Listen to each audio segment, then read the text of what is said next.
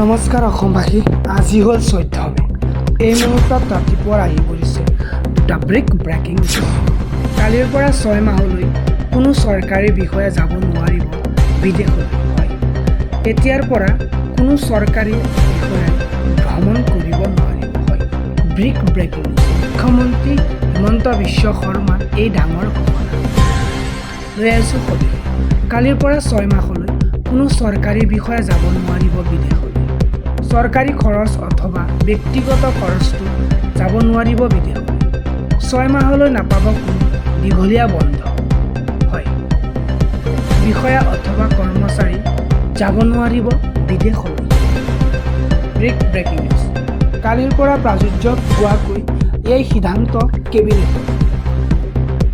চৰকাৰী বিদেশ ভ্ৰমণ কৰিব পৰা নোৱাৰিব কোনো বিষয়া কৰ্মচাৰীয়ে। হয়, পৰৱৰ্তী খবৰ। ভাৰতৰ হাতত মজুত আছে 2 মাহৰ ইন্ধন। হয়, ভাৰতৰ হাতত মজুত আছে 2 মাহৰ ইন্ধন। কেন্দ্ৰীয় পেট্ৰলিয়াম মন্ত্ৰীয়ে প্ৰকাশ কৰিছে এই তথ্য। মধ্যপ্ৰাচ্যৰ যুদ্ধৰ প্ৰভাৱ পৰিছে এছিয়াত। প্ৰধানমন্ত্ৰীয়ে দেশবাসীক কমকৈ ইন্ধন ব্যৱহাৰ কৰিবলৈ জনাইছে আহ্বান। Breaking news. এতিয়াও মজুত আছে 69 দিনৰ তেল আৰু 45 দিনৰ ৰন্ধন গেছ। দেশৰ জনতা আতংকিত হোৱাৰ প্ৰয়োজন নাই। দেশত নাটনি হোৱা নাই খাৰুৱা তেল, ৰন্ধন গেছৰ। হয়, ব্ৰেকিং নিউজ।